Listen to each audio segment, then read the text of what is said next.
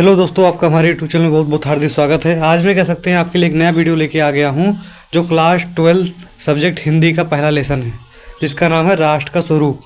अगर हमारे इस वीडियो को आप देखते हो तो आपको कह सकते हैं बहुत कुछ सीखने को मिलेगा कि इस लेसन में आपको क्या क्या सीखने को मिला है। चलिए ज़्यादा टाइम ना लेते हुए आपका हम वीडियो स्टार्ट करते हैं।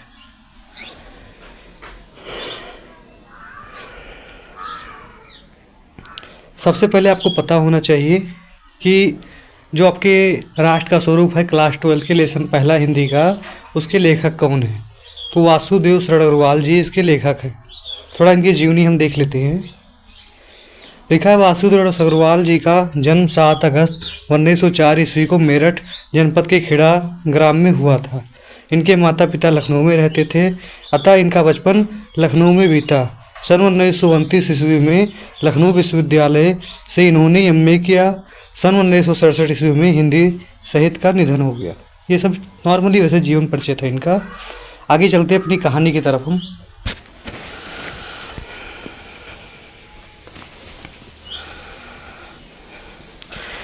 कहानी में सबसे देखेंगे राष्ट्र का स्वरूप। राष्ट्र का स्वरूप नाम कैसे क्लियर हो रहा है आपको पता होना चाहिए कि राष्ट्र का स्वरूप, राष्ट्र के स्वरूप में आपको क्या पढ़ने को मिलेगा, जिससे आपको पता होना चाहिए। एक हम कह सकते हैं बेसिक बात उठाते हैं। आपको पता होना चाहिए, जैसे मान लो कि क्लास 9th में आपके लेसन का क्या नाम था, बात। तो अगर आपके बात करने का ढंग अच्छा रहेगा, बातों के द्वारा आप जानते हो बड़े से बड़ी चीज़ पा भी सकते हो, बड़े बातों के द्वारा बड़े से बड़ी चीज़ खो भी सकते हो। इसलिए बात करने का ढंग आपका अच्छा होगा, तभी तो लोग आपके पास आएंगे। और जब आपके पास लोग आएंगे तो क्या होगी, आपकी सबसे मित्रता होगी। तो क्लास 10 में आपने क्या सीखा, मित्रता। और जब मित्रता पूर्वक सब काम करेंगे तब कह सकते हैं लोग उन्नति ही तो करेंगे। तो 11th में क्या आया, भारतवर्ष उन्नति। अब सब उन्नति जब करेंगे तो वहाँ का स्वरूप, वहाँ का गांव का, वहाँ का राज्य का स्वरूप सब अच्छा हो जाएगा ना। तो ऐसे ही राष्ट्र का स्वरूप क्लास 12 में आपको पढ़ने को मिला है। जैसे मान लो कि गांव का एग्जाम्पल हम लेते हैं। गांव कब अच्छा होगा, कब स्वरूप उसका अच्छा होगा। सबसे पहले गांव होना चाहिए, गांव में लोग होने चाहिए, और उनकी अगर संस्कृति अच्छी होगी तो लोग उन्नति करेंगे कि नहीं करेंगे। वैसे हमारे राष्ट्र का स्वरूप है। देखिए राष्ट्र का स्वरूप, लेखक बताते हैं कि राष्ट्र केवल जमीन का टुकड़ा ही नहीं बल्कि यह 3 बातों से मिलकर बना होता है, भूमि, जल, संस्कृति। आपको पता होना चाहिए कि राष्ट्र केवल जमीन का टुकड़ा ही नहीं बल्कि 3 बातों पर मिलकर बनता है, भूमि, जन, संस्कृति। संस्कृति मतलब रीति रिवाज, भाषा, कला। ये तीनों मिलकर एक दूसरे के जुड़े हुए हैं और एक मजबूत जीवित राष्ट्र बनाता है। आगे देखिए, सबसे पहले हमारा क्या है, भूमि, धरती माँ। कहने का मतलब अगर राष्ट्र को आपको खूबसूरत बनाना है, धरती को आपको समझना पड़ेगा। लेखक के अनुसार धरती राष्ट्र की माँ होती है। जब हम धरती को माता मानते हैं तो खुद को उसका पुत्र, बेटी, बेटा मानते हैं तो सच्चे राष्ट्र प्रेम की भावना पैदा होती है। जैसे हम कह सकते हैं अपनी माता को हम अपना माता मानते हैं, अपनी माता की वस्तु को अपना वस्तु मानते हैं, इसलिए उसकी कदर करते हैं। अगर हम धरती माता को भी धरती माता मानने लगें तो जैसे अपनी माता को प्रेम करते हैं वैसे धरती माता से प्रेम करेंगे।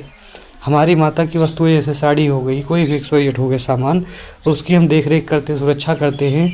वैसे हमारी पृथ्वी पर कह सकते हैं बसे प्रत्येक वस्तु की हम सुरक्षा करेंगे। पेड़ पौधे हो गया, खनिज हो गया, सारी चीज़ों का रक्षा करेंगे नहीं करेंगे, लेकिन जब उसको माता मानेंगे तब। फिर देखेंगे लिखा हुआ है, धरती पर जो कुछ भी है, नदियाँ, पर्वत, खनिज, मिट्टी, वनस्पति, यह सब कुछ राष्ट्र की संपत्ति है। इन चीज़ों की जानकारी रखना, उसकी रक्षा करना और उचित उपयोग करना हर नागरिक का कर्तव्य है। कहने का मतलब जैसे आपकी माँ होती हैं, माँ का अपने कदर करते हो, फिर कह सकते हैं माँ की वस्तुओं को कदर करते हो। वैसे अगर पृथ्वी हमारी माँ है तो पृथ्वी पर प्रत्येक वस्तु हो गए, पर्वत, नदियाँ, चट्टी, मिट्टी, सभी चीज़ क्या है, हमारे माँ की संपत्ति हैं। तो उन चीज़ों की जानकारी रखना, उनकी रक्षा करना हमारा परम कर्तव्य है। फिर देखेंगे लेखक कहते हैं कि धरती की हर चीज़ के बारे में हमें जानना और उसका आदर करना चाहिए, क्योंकि हमारी माँ की वही वस्तुएं हैं तो उसको आदर करना आवश्यक माना गया है। उदाहरण जैसे किसान को पता होता है कि कौन सी मिट्टी कौन सी फसल, उदाहरण जैसे किसान को पता होता है कि कौन सी मिट्टी में कौन सी फसल अच्छी होती है, वैसा ही हर नागरिक को अपनी धरती की विशेषताओं को जानकारी रखनी चाहिए। जैसे एक किसान होता है वो जानता है कौन सी मिट्टी में कौन सी फसल अच्छी होगी, इसलिए उन सब चीज़ों को जानकारी रखता है। वैसे हम सभी नागरिक को अपनी धरती माता की कदर रखनी चाहिए और उनकी वस्तुओं को जानना चाहिए। हमारे कहने का मतलब है, अगर राष्ट्र का स्वरूप उन्नति अच्छा करना है तो सबसे पहले धरती है। जैसे आप अपनी माता की माता मानते हो, उनकी वस्तु कदर करते हो, उनका सम्मान करते हो, वैसे धरती माता को भी माता मानना है और धरती पर बसे प्रत्येक वस्तु का क्या करना है, सुरक्षा करना है और सही तरीके से यूज करना है। आता है जन। राष्ट्र की दूसरी ज़रूरी चीज़ है लोग, यानी हम सब। अगर धरती हो लेकिन वहाँ कोई इंसान ही ना हो तो राष्ट्र नहीं बन सकता। आपको पता होना चाहिए कि अगर कह सकते हैं कि धरती हो, अगर हम सभी ना हो तो धरती का क्या फ़ायदा। तो हम सब भी कह सकते हैं धरती से जुड़े हुए हैं। राष्ट्र की दूसरी ज़रूरी चीज़ है लोग, यानी हम सब। अगर धरती है लेकिन हम सब, वहाँ कोई इंसान नहीं है तो राष्ट्र की कल्पना नहीं हो सकती है। जब कोई व्यक्ति कहता है माता भूमि पुत्रो पृथ्व्या, भूमि मेरी माँ है, मैं उसका पुत्र हूँ, ऐसा कोई कहता है तो आपको पता होना चाहिए एक सच्चे राष्ट्र देशभक्ति की कह सकते हैं भावना उत्पन्न होती है। क्योंकि जब कोई कहता है भूमि मेरी माँ है, मैं उसका पुत्र हूँ, तो एक सच्चे कर्तव्य की कह सकते निष्ठा इसमें दिखाई देती है। तो उसमें सच्ची राष्ट्रीयता की भावना जन्म लेती है। लेखक कहते हैं जब हम धरती को माँ मानते हैं तो हमारा प्रेम, सम्मान और सेवा भाव अपने आप जागता है। जैसे अपनी माँ को हम माँ मानते हैं, अपने आप कह सकते हैं उनके प्रति सेवा भावना, उनके दुखों को निवारण, उनकी चीज़ों की कदर रहता है। वैसे माता धरती को भी माता मानेंगे तो उनके प्रति ऐसी हमारी भावनाएं होनी चाहिए। फिर लिखा है सभी लोग इस धरती पर रहते हैं, चाहे वह धर्म के कुछ भी हों, चाहे भाषा के भी कुछ हों, सब बराबर हैं। इस धरती की संतान है, किसी को भी पीछे छोड़कर राष्ट्र आगे नहीं बढ़ सकता। सभी को समान अवसर और समान मिलना चाहिए। कहने का मतलब है जैसे हमारी माता के सभी पुत्र होते हैं, सभी हम भाई बहन होते हैं एक दूसरे के, वैसे धरती क्या हमारी अगर माता है तो धरती पर रहने वाले प्रत्येक लोग धरती के क्या है, पुत्र हैं। तो अगर सभी लोगों को हम अपना भाई बहन मान के चलेंगे, अगर खुद आगे बढ़ रहे हैं तो उनको भी आगे बढ़ाने की कोशिश करेंगे, तो कह सकते हैं तभी एक सच्चे राष्ट्र की कल्पना की जा सकती है। चाहे वो किसी धर्म के हों, किसी जात के हों, सब हमारे धरती पर रहते तो सब हमारे धरती के क्या हुए, पुत्र या पुत्री हुए। तो इसी तरीके से सबको कदर करते चलना है। फिर आ रहा है तीसरा संस्कृति, सभ्यता, भाषा, कला, मूल। संस्कृति का मतलब है हमारी सोच, रहन सहन, भाषा, कला, संगीत, परंपराएं, जीवन का मूल आधार। बिना संस्कृति के मनुष्य मस्तकहीन शरीर की तरह होता है।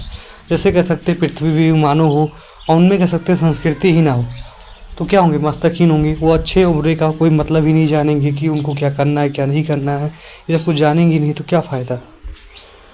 फिर लिखा है जैसे फूल सौंदर्य और सुगंध होती है, जैसे फूल में सौंदर्य और सुगंध होता है। फूल अगर आपको पता होना चाहिए सौंदर्य होगा, उसको देखने में अच्छा लगेगा, सुगंध होगा तभी उसकी मान होता है। वैसे ही राष्ट्र का भी सौंदर्य और आत्मा है संस्कृति। जब तक राष्ट्र में संस्कृति नहीं होगी तब तक उसमें सुगंध और उसकी सुंदरता नहीं दिखेगी। हर क्षेत्र अपनी अलग संस्कृति हो जाती है, लेकिन सभी संस्कृतियों को मिलकर भारत की एक राष्ट्रीय संस्कृति बनती है। आपको पता होना चाहिए भारत में अनेक प्रकार के धर्म, अनेक प्रकार के बोलने वाले, अनेक प्रकार की जात निवास करते हैं। इन सभी मिलकर क्या बनाते हैं, एक राष्ट्र बनाते हैं।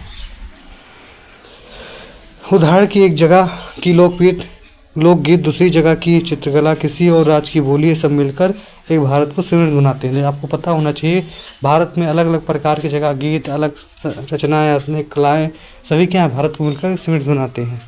लेखक कहते हैं सच्चा नागरिक वही है जो हर संस्कृति का आनंद ले और अच्छे पक्ष को समझता है और स्वीकार करता है। संस्कृति के समन्वय और सहिष्णुता होनी चाहिए। जैसे नदी में आप देख सकते हो अलग अलग धाराएं होती हैं, मिलकर एक क्या बनाती हैं, एक धारा बनाती है। वैसे आपके भारत देश में अलग अलग धर्म में अलग अलग समाज, अलग अलग जातियाँ हैं, सभी को मिलकर एक स्वतंत्र और कह सकते हैं अच्छे राष्ट्र की कल्पना करनी चाहिए और बनाने की कोशिश करनी चाहिए। निष्कर्ष, राष्ट्र वहाँ है जहाँ भूमि को माँ समझा जाए। राष्ट्र वहाँ है जहाँ भूमि को माँ समझा जाए। लोग उसे सम्मान दें, मिलजुल कर रहें और जहाँ संस्कृति का विकास, समन्वय और संरक्षण हो, ऐसा ही राष्ट्र संपन्न, सशक्त और अमर बन सकता है। सीधा का सीधा मतलब है कि पृथ्वी को माँ मानिए, जैसे अपनी माँ को मानते हो आप, उसकी कदर करिए, उसकी वस्तुओं को कदर करिए। और हमारे सबके बिना पृथ्वी का कोई मतलब नहीं है और हम सब भी हैं, पृथ्वी है, लेकिन उसमें संस्कृति नहीं है तो सब कुछ क्या है, बेकार। जैसे एक हम स्कूल का नाम लेते हैं कि स्कूल कैसे, स्कूल का स्वरूप अच्छा होगा जब स्कूल होगा, पहले तो स्कूल होना चाहिए, फिर उसमें बच्चे होने चाहिए, उनमें डिसिप्लिन होना चाहिए, उनमें क्या होनी चाहिए, सभ्यता, संस्कृति। अगर ये 3 चीज़ें होंगी तो स्कूल का स्वरूप भी अच्छा हो सकता है। वैसे राष्ट्र में भी जन, लोग और उनकी संस्कृति होनी जरूरी है। आपको हमारा वीडियो कैसा लगा कमेंट में अवश्य बताएं। जय हिंद, जय भारत।